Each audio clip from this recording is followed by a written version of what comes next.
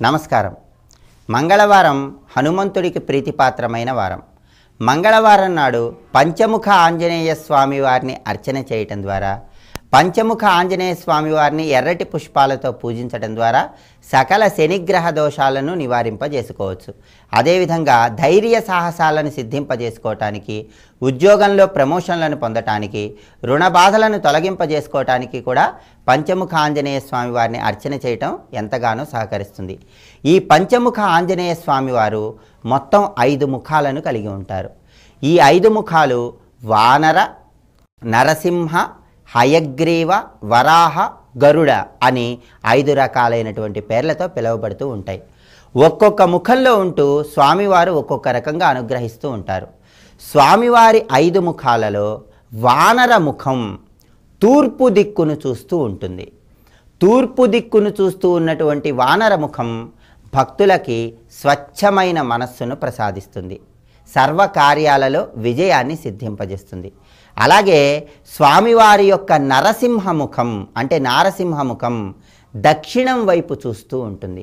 దక్షిణం వైపు చూస్తూ ఉన్నటువంటి నారసింహముఖం మనకున్నటువంటి అన్ని రకాలైనటువంటి భయము, ఆందోళన వీటిని తొలగింపజేసి అద్భుతమైనటువంటి ధైర్యాన్ని కలిగింపజేస్తుంది. అలాగే పంచముఖ ఆంజనేయ స్వామి వారి యొక్క వరాహ రూపం అంటే వరాహముఖం తూర్పు దిక్కును చూస్తూ ఉంటుంది. తూర్పు దిక్కును చూస్తూ ఉన్నటువంటి వరాహముఖం మనకి అద్భుతమైనటువంటి సంపదను కలిగింపజేస్తుంది, సౌఖ్యాన్ని కలిగింపజేస్తుంది.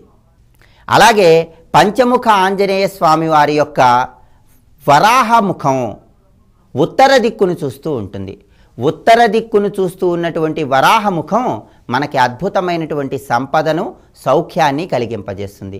అలాగే స్వామివారి యొక్క గరుడ ముఖాన్ని కనుక మనం పరిశీలించినట్లయితే ఈ గరుడ ముఖం అన్ని రకాలైనటువంటి విషభయాలను తొలగింపజేస్తుంది, సర్పబాధలను నివారింపజేస్తుంది, నాగదోషాలను తొలగింపజేస్తుంది. అలాగే స్వామివారి యొక్క హయగ్రీవ ముఖం ఆకాశాన్ని చూస్తూ ఉంటుంది. ఆకాశాన్ని చూస్తున్నటువంటి హయగ్రీవ ముఖం అద్భుతమైనటువంటి జ్ఞానాన్ని కలిగింపజేస్తుంది. విద్యార్థులు విద్యలలో విశేషంగా రాణించటానికి, పోటీ పరీక్షలలో అత్యున్నత స్థాయికి ఎదగటానికి ఈ హయగ్రీవ ముఖం ఎంతగానో సహకరిస్తుంది. ఈ పంచముఖ ఆంజనేయ స్వామివారు ఆవిర్భవించడానికి ప్రత్యేకమైన కారణం కూడా ఉంది. ఒకానొక సమయంలో రామరావణ యుద్ధం జరుగుతున్నటువంటి తరుణంలో రావణాసురుడి యొక్క సవతి సోదరుడైనటువంటి మైరావణుడు రామలక్ష్మణులను బంధించి పాతాళంలో ఉంచుతాడు.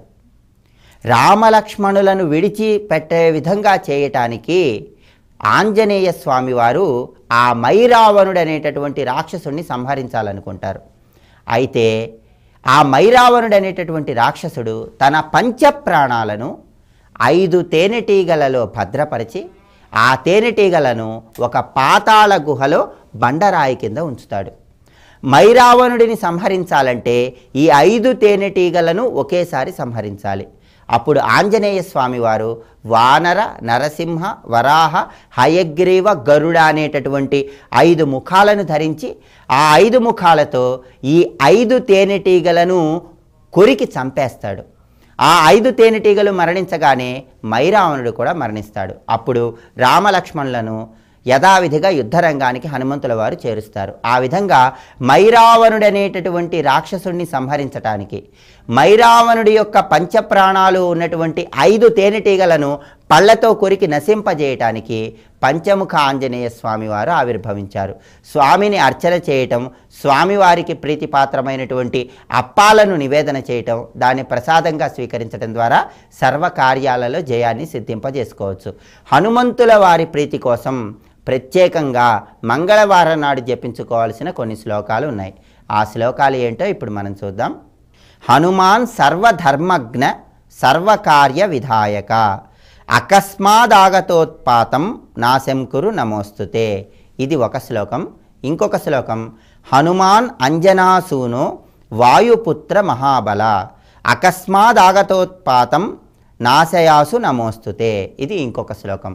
ఈ 2 శ్లోకాలను చదువుకుంటూ హనుమంతుల వారిని ఎర్రటి పుష్పాలతో పూజిస్తూ ప్రత్యేకంగా పంచముఖ ఆంజనేయ స్వామి వారికి దానిమ్మ పండు గింజలలో తేనె కలిపి నివేదన చేసి దాన్ని ప్రసాదంగా స్వీకరించడం ద్వారా, స్వామిని ఎర్రటి పుష్పాలతో పూజించడం ద్వారా సకల దోషాలను తొలగింపజేసుకొని సర్వకార్యాలలో జయాన్ని సిద్ధింపజేసుకోవచ్చు. అందువల్ల మంగళవారం నాడు హనుమంతుల వారి యొక్క అనుగ్రహాన్ని సులభంగా పొందటానికి మంత్రశాస్త్రపరంగా ఏ శ్లోకాలను జపం చేసుకోవాలో ఇంకొకసారి చూద్దామా మరి.